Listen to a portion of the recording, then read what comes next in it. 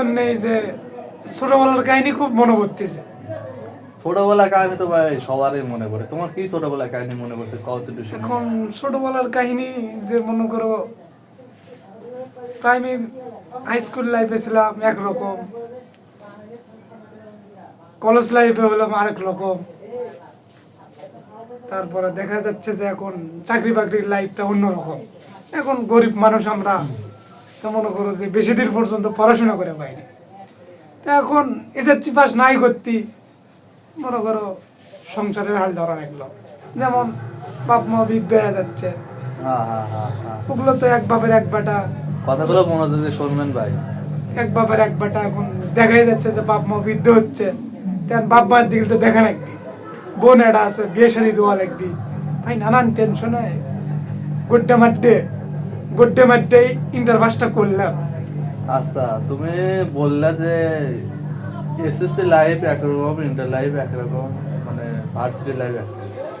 আমরা তো আর বেশি তো লেখাপড়া করি, আমাদের ছোটকালের প্রাইমারি জীবনটা খুব ভালো লাগাচ্ছিল, কোনো টেনশন ছিল না। কিন্তু এখন যে বর্তমান যে আমরা 2025 সালে পাড়া দেবো, 24 সালটা পার করে আসলাম, 2025 সালে পাড়া দেবো, মানে বছর তো নিত্য নতুন চেঞ্জ হবে, এটাই বাস্তব। কিন্তু জীবন তো আর চেঞ্জ হচ্ছে না, জীবন তো একটাই না, জীবন তো একটাই।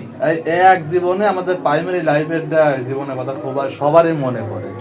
এখন যারা লেখাপড়া, এখন ভাই আপনাকে আমি একটা কথা কই, যে মনে করেন যে প্রাইমারি লাইফটা ছিল, মনে করেন যে যখন আমরা ছোট আছিলাম, ছোট এখন ছোট ছিলাম, যে মনে করেন যে বাবার থেকে 2 টাকা নিলে মনে করেন যে আমরা সেই খুশি হচ্ছিলাম, যে 2 টাকা নিয়ে স্কুলে বই নিয়ে স্কুলে চলে যাচ্ছিলাম, যা মনে করেন যে স্যার বেল মারতেছিল আমরা স্কুলের মধ্যে ঢুকে যাচ্ছিলাম।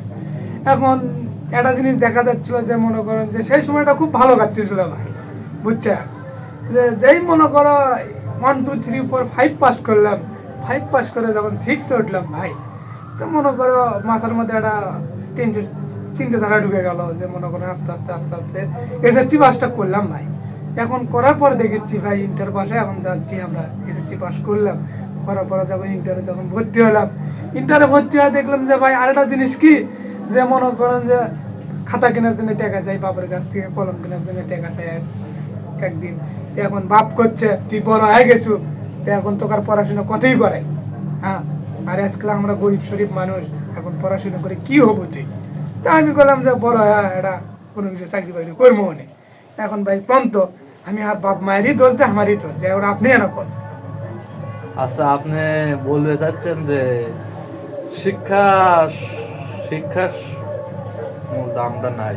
হাও হাও আমিও এটা খেয়াল করে দেখছি যে যা আমি কথা, এটা কথা না ভাই, এটা বাস্তব কথা, যে যার বাপের টাকা আছে তার চাকরি আছে। অবশ্যই অবশ্যই। গরিব মানুষের সাওয়ার কিন্তু অনেক মেধাবী হয়, হাও অবশ্যই, কিন্তু হার মেনে যাবে টাকার কাছে যায়। হাও মানে এমন জায়গায় সারা ভালো চাকরি বাকরি হওয়ার সম্ভাবনা থাকে, কিন্তু কিছু কিছু অসাধু ব্যবসায়ী আছে, অসাধু লোক আছে, ওইসব লোকজনের কারণে ওই মেধাবী ছাত্ররা কোনো মূল্য নাই, কোনো মূল্য নাই, কোনো অমূল্যহীন অমূল্যহীন।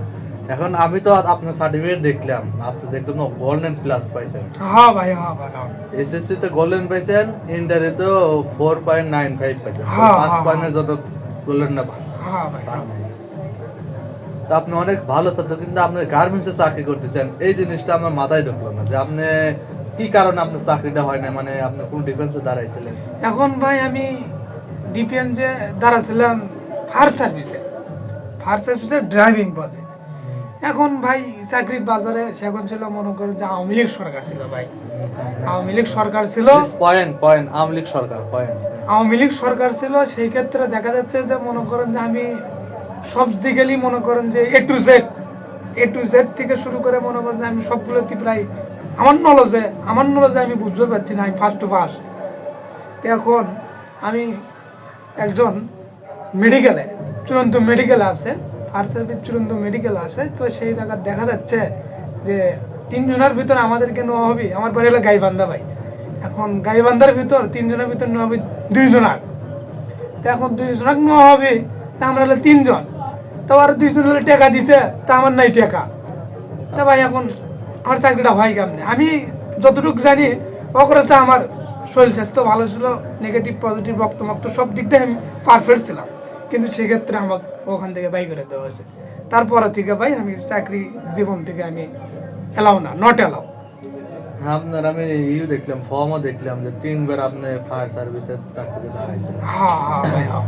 3 বার দাঁড়ানোর পরে মানে চেষ্টা আপনি চালায় গেছেন যে আমার শিক্ষাগত যোগ্যতা আমি একজন চাকরি অবশ্যই পাবো, হুম হুম হুম। কিন্তু লাস্টে যা বুঝতে পারলেন যে আপনার